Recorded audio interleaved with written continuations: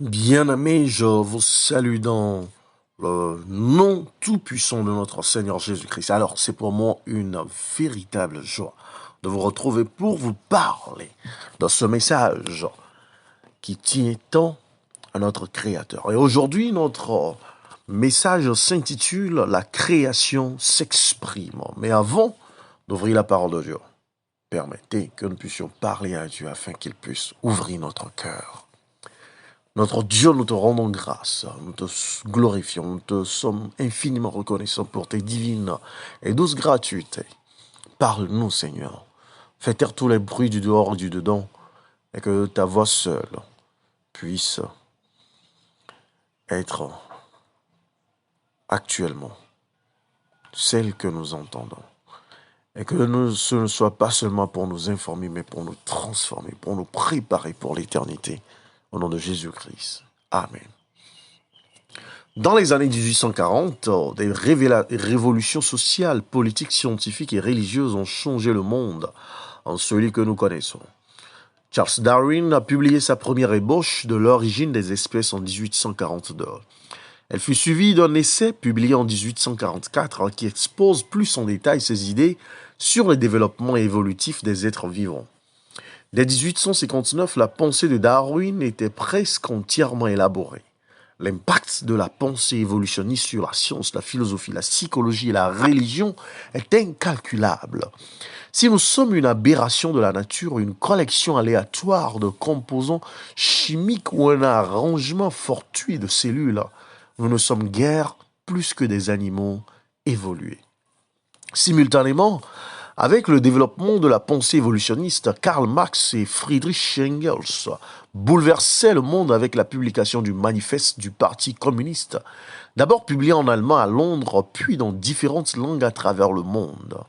Ces deux mouvements, l'évolution et le communisme, se développent simultanément et renvoient une image extrêmement grave de la vie humaine créée par Dieu, rejetant complètement le concept d'un Dieu créateur de l'univers. Est-ce que Dieu aussi avait un message pour nous en ce moment où tout était bouleversé? Dieu ne voulait pas que le monde soit privé de témoins. C'est à ce moment précis, dans les années 1840, que Dieu a fait naître un mouvement divin afin de proclamer son message des derniers jours à un monde qui aspirait à découvrir un sens, un but et une identité. Un groupe de chrétiens croyant en la Bible et provenant de divers horizons religieux a commencé à étudier les anciennes prophéties de Daniel et d'Apocalypse. C'est là qu'ils ont découvert un message taillé sur mesure pour l'époque.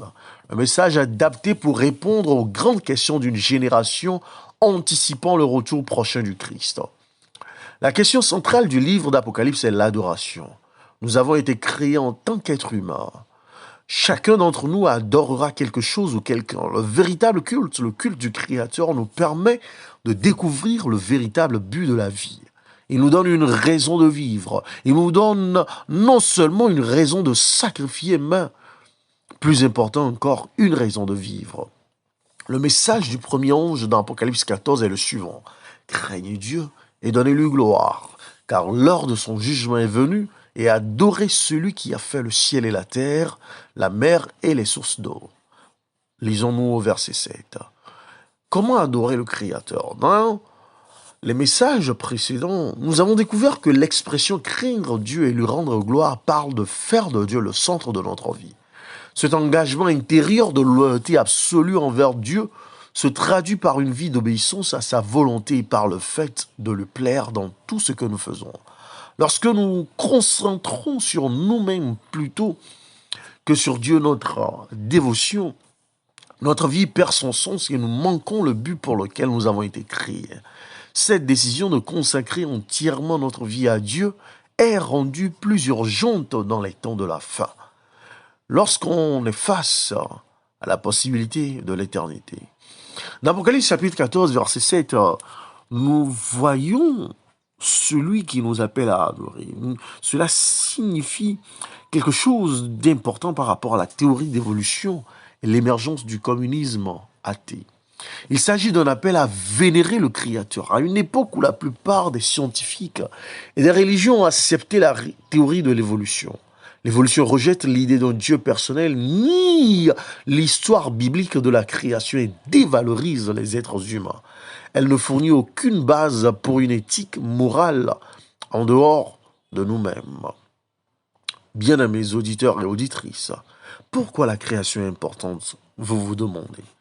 Il faut revenir au commencement pour mieux comprendre la fin de la Bible. Lisons ensemble le premier verset du premier livre de la Bible, Genèse. Dans Genèse chapitre 1, verset 1, Dieu nous dit « Au commencement, Dieu créa les cieux et la terre ». Ce verset a le fondement de tout ce qui suit dans les Écritures. Au commencement. Oui, chers amis, la Bible ne nous laisse pas perplexes ou confus quant à ce qui s'est passé au commencement. Le mot hébreu pour créer dans ce passage est bara.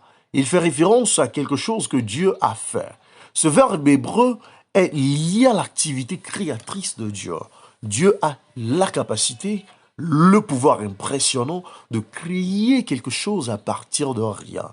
Dieu parle et la terre existe.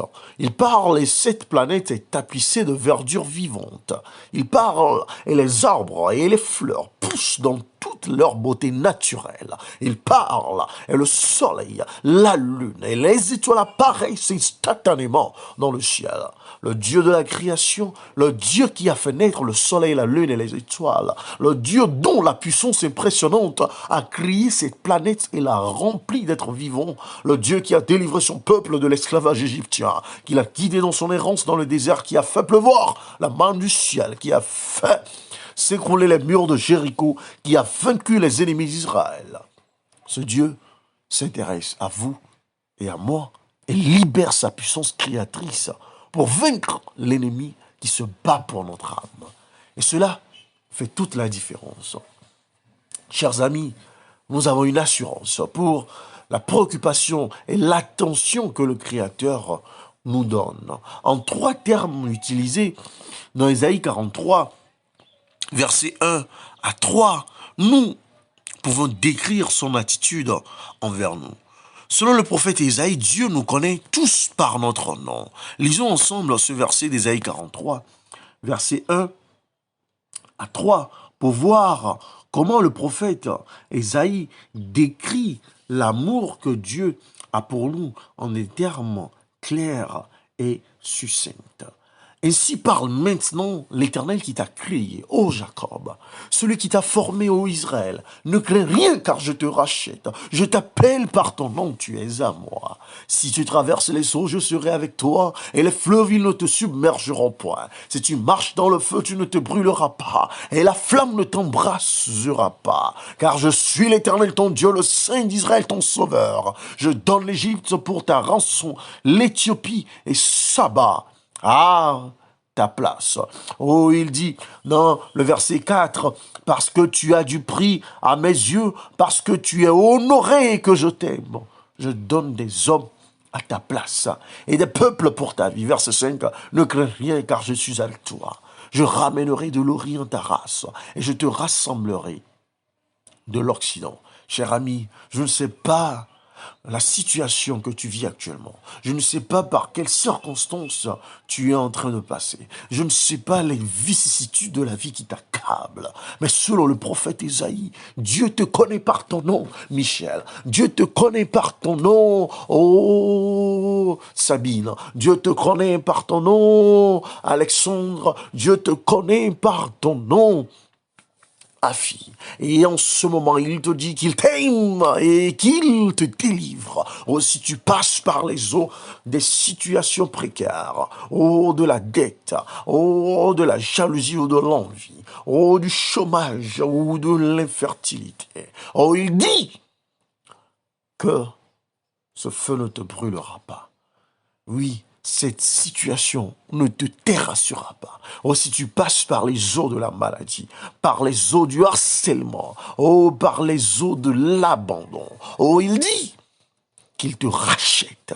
Nous ne sommes pas simplement une marionnette, pas simplement une peau recouvrant des os ou des animaux évolués. Nous sommes des êtres humains créés à l'image de Dieu. À ses yeux, nous sommes précieux, honorables et aimés. Le fait que Dieu nous ait créés est la base même de notre valeur. Oui, nous avons du prix à ses yeux. Nous sommes valorisés par le Créateur. Aussi les hommes nous malmènent, aussi nous calomnient, aussi nous abandonnent, aussi ne nous tolèrent pas. S'ils nous abandonnent à notre propre sort, Dieu dit que nous sommes uniques à ses yeux. Nous avons de la valeur parce que nous sommes uniques dans toute la création de Dieu. Il n'y a personne d'autre comme nous dans tout l'univers. Dans Psaume 139, versets 14 à 18, oh, je voudrais que vous puissiez personnaliser ce passage, oh, du psalmiste. Oh, lisez avec moi, ouvrez votre Bible, marquez ce passage et relisez ce passage chaque jour, je vous en prie. Chaque instant où vous passez par quelques calamité que ce soit, oh, quelques circonstances douloureuses que ce soit. Oh oui, rappelez-vous de ces paroles de Jésus-Christ lui-même à travers, oh, le psalmiste. Oh oui, je voudrais qu'en tout temps et en tout lieu, vous puissiez vous rappeler de ce passage. Oh oui, lisons ensemble. Je te loue de ce que je suis une créature si merveilleuse. Tes œuvres sont admirables et mon âme le reconnaît bien. Mon corps n'était point caché devant toi lorsque j'ai été fait dans un lieu secret, tissé dans les profondeurs de la terre. Quand je n'étais qu'une masse informe, tes yeux me voyaient. Et sur ton livre étaient tous inscrits les jours qui m'étaient destinés, avant qu'aucun d'eux ne existât, que tes pensées, ô Dieu, me semblent impénétrables, que le nombre en est grand. Si je les compte, elles sont plus nombreuses que les grains de sable. Je m'éveille et je suis encore avec toi. Oh, avez-vous saisi la signification des paroles de David? Vous êtes une créature merveilleuse, unique en son genre. Oh, Dieu pense à vous plus de fois par jour qu'il n'y a de grains de sable au bord de la mer. Lorsque vous vous sentez détesté, lorsque vous vous sentez haï, lorsque vous vous sentez abandonné ou malmené, lorsque vous vous sentez calomnié ou envié, Dieu se soucie de vous. En d'autres termes, il n'y a jamais un moment où nous ne sommes pas dans l'esprit de Dieu. Cher ami, je voudrais vous rappeler en cet instant que Dieu a un but pour votre vie. Votre vie que vous pensez qu'elle n'a pas de sens. Oh, qu'elle n'est pas comparable à la vie que vous avez toujours imaginée. Oh, à celle dont vous avez toujours rêvé. Et où Dieu nous a donné la vie, les soutiens, et œuvre toujours à travers toutes les circonstances de la vie, bonnes ou mauvaises, pour nous rapprocher de lui. Puisqu'il pense constamment à nous, et que nous sommes présents dans son esprit à chaque instant, nous devons être importants pour lui. C'est la réalisation de son amour pour nous qui nous pousse à l'aimer en retour. Comme le dit l'apôtre Jean, nous l'aimons parce qu'il nous a aimés le premier dans Jean 4, verset 19. C'est son amour par la puissance du Saint-Esprit qui nous change et nous transforme pour que nous lui ressemblions davantage. Jésus a quelque chose de bien plus à offrir qu'une défaite vaine. Il est le Créateur tout-puissant, doté de pouvoir illimité, infini, qui nous appartient lorsque nous le saisissons par la foi. Nous sommes transformés, nous sommes changés, oh, nous sommes rendus nouveaux par la puissance du Créateur. Nous avons de l'assurance, selon Paul, dans 2 Corinthiens chapitre 5, verset 17, concernant le pouvoir créateur de Dieu dans nos vies. Oh, lisez avec moi ce passage, oh, qui nous rappelle le plan magnanime de Dieu, oh, le plan superbe de Dieu. Est-ce que vous vous sentez en ce moment abandonné ou délaissé? Est-ce que vous vous sentez perdu? Oh, je vous rappelle qu'il y a de l'espoir pour vous en Jésus-Christ. Il dit, si quelqu'un est en Christ, il est une nouvelle créature. Les choses anciennes sont passées. Voici, toutes choses sont nouvelles. Oh oui, votre passé est délaissé et effacé. Oh, Dieu vous donne une nouveauté de vie. L'apôtre Paul le dit très clairement. En Christ, nous sommes une nouvelle création. Le Dieu qui a créé le monde avec une puissance infinie a envie de nous recréer à son image. La création parle d'un Dieu qui, dans les derniers jours, nous donne la force de vaincre les tentations les plus féroces de Satan. Oh oui, les tentations les plus abominables, ces séductions les plus rusées, ces déceptions les plus subtiles. L'appel d'Apocalypse à adorer le Créateur est un appel à vivre des vies remplies de louanges, qui se réjouissent de la force qu'il nous donne pour affronter chaque jour. Apocalypse révèle que Jésus n'a encore jamais perdu une bataille contre Satan. Il est notre Seigneur triomphant. Il y a un deuxième aspect de la création qui nous parle, à une époque de doute et d'incertitude quant à l'avenir, où tout est sens dessus-dessous, où nous ne savons pas de quoi sera fait le lendemain, où nous ne savons pas si notre relation tiendra, si notre boulot sera maintenu, si notre diplôme nous servira. Dieu est un Dieu de conception infinie et de planification minutieuse. La création parle d'un plan divin. Puisqu'il nous a créés, nous avons de la valeur à ses yeux. Quelles que soient les circonstances de notre vie, nous sommes spéciaux pour Dieu. Oh, Dieu exprime ses pensées envers chacun de nous dans Jérémie 29, verset 11, où il dit « Je connais les projets que j'ai formés sur vous, des projets de paix, non de malheur, pour vous donner un avenir et de l'espérance. » Oh, la vie n'est pas un assortiment d'événements aléatoires avec peu ou sans signification. Regardez autour de vous, la nature a un design bien défini. Pensez aux planètes qui se déplacent à des vitesses incroyables autour du Soleil, selon un schéma ordonné et prévisible.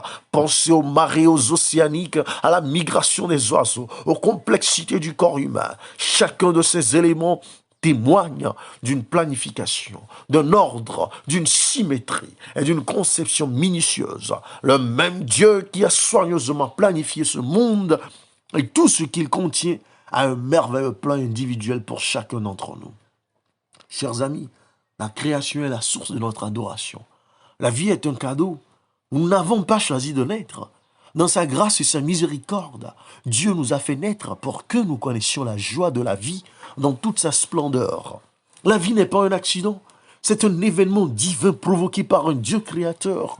Apocalypse 4, 11 souligne le fait que Dieu est le créateur tout-puissant et que par sa volonté, toutes choses existent et ont été créées. Oh, dans Psaume 139, verset 14, oh, nous lisons ceci. Oh, écoutez, cet incroyable passage de la Bible. Oh oui, le psalmiste s'exprime en des termes clairs en disant, oh, chers amis, n'oubliez jamais ce passage. Oh, souvenez-vous-en jour et nuit, afin que vous puissiez être revigorés dans votre pèlerinage ici-bas. Je te loue de ce que je suis une créature si merveilleuse. Tes œuvres sont admirables et mon âme le reconnaît bien. En Apocalypse chapitre 4, verset 11, l'apôtre Jean renchérit en disant « Tu es digne, notre Seigneur et notre Dieu, de recevoir la gloire et l'honneur et la puissance, car tu as créé toutes choses et c'est par ta volonté qu'elles existent et qu'elles ont été créées. » L'adoration est liée à la révérence, au respect et à l'honneur. Elle déclare la grandeur de quelqu'un qui mérite que nous nous inclinions devant lui dans une louange sincère. Le fait que Dieu nous ait créés est la base de toute véritable adoration. Nous nous inclinons devant lui en reconnaissant qu'il a créé toutes choses par Jésus-Christ, comme nous lisons dans Éphésiens 3, 9. Notre existence n'est pas le fruit du hasard ou d'une coïncidence, non.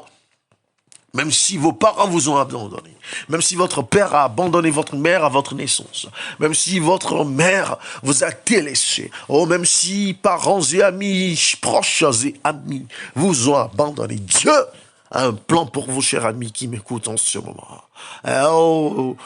Nous sommes le fruit d'un acte délibéré de Dieu. Nous n'avons en fait que deux possibilités. Soit la vie est le résultat d'un pur hasard biologique, soit elle est un don de Dieu qui a un but et un sens. Étant donné que nous vivons dans un monde de souffrance et de péché, nous subissons souvent des situations qui sont loin d'être idéales. Dans ce monde, il existe des malformations physiques et mentales. Pourtant, toute vie est précieuse pour Dieu. Ceux qui sont moins chanceux n'ont pas moins de valeur pour Dieu. Les êtres humains ne sont pas définis par leurs capacités intellectuelles ou leurs aptitudes physiques. La vie humaine a de la valeur parce qu'un créateur divin nous a fait naître et a un but pour nous. Puisque la vie est l'acte intentionnel de Dieu, cher ami, toute vie est sacrée. Qu'il s'agisse de la vie d'un enfant à naître ou de celle d'une personne âgée. Lorsque nous adorons Dieu en tant que créateur, nous reconnaissons le caractère sacré de la vie. Puisque chaque être humain est unique, considérer la vie à la légère est un péché contre le créateur de toute vie. L'appel à adorer le Créateur est un appel à comprendre la valeur de chaque être humain. La création parle d'un Dieu qui aspire à une communion personnelle et à une relation intime. Adam et Ève ont été créés pour être en communion avec Dieu entre eux. Puisque chacun de nous est une création unique et qu'il n'y a personne d'autre comme nous dans l'univers, Dieu a une place dans son cœur que nous sommes les seuls à pouvoir remplir. Dans Psaume 18, 19, la Bible nous rappelle une vérité incontournable avec laquelle je voudrais que vous puissiez vous apaiser. Lisons ensemble ce passage de Psaume 18, verset 19. Il m'a mis au large, il m'a sauvé parce qu'il m'aime. Dans Psaume 33, verset 15, nous lisons aussi ceci. Écoutez bien, celui qui forme leur cœur à tous, qui est attentif à toutes leurs actions. La création parle de notre valeur aux yeux de Dieu. Elle parle de notre valeur. Pour lui, nous ne sommes pas seuls dans l'univers. On pourrait nous comparer à un grain de poussière cosmique. Il nous a créés, il nous a façonnés, il nous a créés. Nous n'avons pas évolué. Nous ne sommes pas un accident génétique. Il n'y a personne d'autre comme toi dans l'univers. Si Dieu te perd, il n'y a aucun moyen pour lui de te remplacer. Tu es unique. Il a une place dans son cœur que toi seul peux remplir. Personne d'autre ne peut t'occuper ta place. Et tu ne peux occuper la place de personne d'autre. Tu es irremplaçable. C'est pour cela qu'il n'y a pas de place pour l'envie, pour la jalousie, pour la haine, pour la rancune, pour la médisance, pour la calomnie. La création, chers amis, est au cœur de toute véritable adoration. Dans Apocalypse 14, 7, Dieu appelle toute l'humanité à adorer celui qui a fait le ciel et la terre, la mer et les sources d'eau. Cette citation du 4e commandement, dans Exode 20, versets 8 et 11, où Dieu dit « Souviens-toi du jour du sabbat pour le sanctifier, car en 6 jours, le Seigneur a fait les cieux et la terre, la mer et tout ce qui s'y trouve, et il s'est reposé le 7e jour. » C'est pourquoi le Seigneur a béni le jour du sabbat et l'a sanctifié. Le sabbat, au fait, chers amis, commémore la création. Et le dernier message de Dieu à chaque nation, à chaque tribu, à chaque langue et à chaque peuple est un appel urgent à adorer le Créateur. Regardez l'événement majeur qui s'est produit à la fin de la semaine de création. Lisons ensemble Genèse chapitre 2, versets 1 à 3. Et voyons en détail les 3 choses que Dieu a faites pour séparer le sabbat comme un emblème ou signe de son autorité. Nous lisons dans ce passage très particulier ce qui suit. Je vous supplie de le lire avec un esprit ouvert à l'influence divine. Ainsi furent achevés les cieux et la terre et toute leur armée. Dieu acheva au 7e jour son œuvre qu'il avait faite, et il se reposa au 7e jour de toute son œuvre qu'il avait faite. Dieu bénit le 7e jour et il le sanctifia, parce qu'en ce jour il se reposa de toute son œuvre qu'il avait créée en la faisant. Lorsque nous célébrons le sabbat, nous ouvrons nos cœurs pour recevoir la bénédiction spéciale que Dieu a placée en ce jour et qui n'a été placée en aucun autre jour. Le sabbat nous rappelle que nous ne sommes pas des orphelins cosmiques sur un globe rocheux en rotation. Il nous renvoie à un créateur qui nous a créés dans un but précis et qui nous a trop aimés pour nous abandonner lorsque nous nous sommes éloignés de ce but. Le sabbat nous rappelle celui qui a pourvu à toutes les bonnes choses de la vie pour nous. Le sabbat est un symbole éternel de notre repos en lui. C'est un signe particulier de loyauté envers le Créateur. Selon Ézéchiel 20, versets 12 et 20. Plutôt qu'une exigence légaliste arbitraire, il révèle que le vrai repos de la justification par les œuvres se trouve en lui. Le sabbat évoque un Dieu qui a tout accompli pour que nous puissions nous reposer sur ses exploits. Le véritable repos du sabbat est le repos de la grâce dans les bras aimants de celui qui nous a créés de celui qui nous a rachetés, de celui qui revient pour nous. Le message d'Apocalypse 14, le message de Dieu pour la fin des temps, nous appelle à nous reposer dans son amour et son soutien chaque sabbat. Il nous invite à nous souvenir de celui qui nous a créés et à lui rendre gloire. Le sabbat est également le lien éternel entre la perfection de l'Éden dans le passé et la gloire des nouveaux cieux et de la nouvelle terre dans le futur. Un jour, Dieu créera un nouveau ciel et une nouvelle terre. En attendant ce jour, lorsque nous l'adorons de tout notre cœur en tant que créateur du ciel et de la terre, nous nous reposons dans son amour éternel. Nous le louons pour sa grâce et nous attendons avec impatience le jour où il reviendra et rétablira toutes choses. Chers amis, si le sabbat est quelque chose de nouveau pour vous, je serai heureux de répondre à vos questions, vous rencontrer personnellement. Je peux aussi vous passer quelques documents qui expliquent le sabbat plus en détail.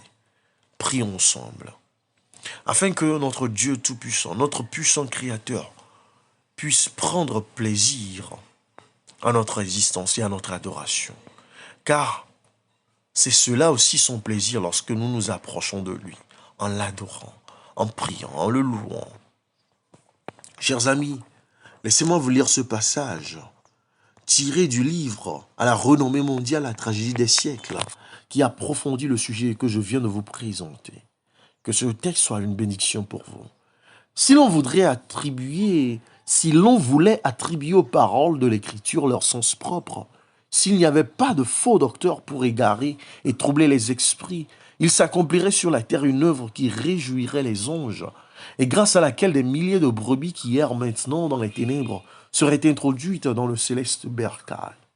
Nous devons appliquer toutes nos facultés à l'étude de la parole en nous efforçant de pénétrer aussi loin qu'il est possible à des mortels dans les profondeurs de Dieu, sans oublier que la docilité et la soumission d'un enfant sont les véritables caractéristiques d'un disciple. On ne saurait résoudre les difficultés scripturaires au moyen des méthodes utilisées pour résoudre les problèmes philosophiques. Nous ne devons pas entreprendre l'étude de la Bible dans l'esprit de suffisance avec lequel tant d'hommes abordent le domaine scientifique, mais avec prière en comptant humblement sur Dieu et avec le désir sincère de connaître sa volonté. Autrement, les mauvais anges aveugleront notre entendement et endurciront nos cœurs au point que la vérité ne fera sur nous aucune impression. Bien des parties de l'Écriture que des savants déclarent mystérieuses ou considèrent comme sans importance débordent de consolation et d'exhortation pour celui qui a été instruit à l'école du Christ. Une des raisons pour lesquelles beaucoup de théologiens comprennent si mal la parole de Dieu, c'est qu'ils ferment les yeux pour ne pas voir des préceptes qu'ils ne veulent pas pratiquer. La connaissance de la vérité ne dépend pas tant de l'intelligence de celui qui l'étudie que de sa sincérité, de sa soif de piété, de sainteté. L'étude de la Bible devrait toujours être accompagnée de prières. Seul le Saint-Esprit peut nous faire sentir l'importance des choses faciles à comprendre ou nous empêcher de tordre des vérités difficiles à concevoir. Les bons anges ont pour devoir de préparer nos cœurs à comprendre l'Écriture de façon que nous soyons charmés de sa beauté, avertis par ses enseignements et fortifiés par ses promesses. Nous devons faire nôtre cette prière du psalmiste. Ouvre mes yeux pour que je contemple les merveilles de ta loi. Psaume 119, verset 18. Prions ensemble. Père Tout-Puissant, Créateur divin, nous voici, âme languissante, peinée devant toi pour que tu puisses nous rappeler que tu nous as créés à ton image, que tu nous as rachetés de la perdition du péché, que nous avons de la valeur à tes yeux malgré le rejet, la haine, les médisances, les abandons, les trahisons de cette terre. Que tu nous aimes et que tu nous connais par ton nom, que tu as un plan pour nous, malgré les difficultés insurmontables de cette vie, malgré les calamités innombrables de notre existence. Oh, parle à notre cœur, Seigneur.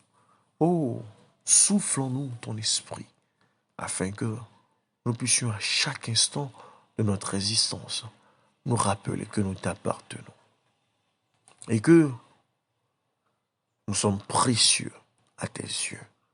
Oh, toi, Seigneur, guide-nous. Oh, place notre confiance en toi, afin que notre provision puisse émaner de toi, et que dans nos cœurs puisse retentir l'écho de ton amour, de ta déclaration d'amour à nous, à jamais. Au nom puissant de Jésus-Christ, nous avons prié. Amen. Amen. Amen. Merci, cher ami. Que le Seigneur puisse vous bénir, vous guider et vous illuminer, vous embraser de son amour, afin que vous puissiez vous rappeler en tout temps que vous êtes l'objet d'un amour qui ne peut jamais s'estomper, l'amour divin.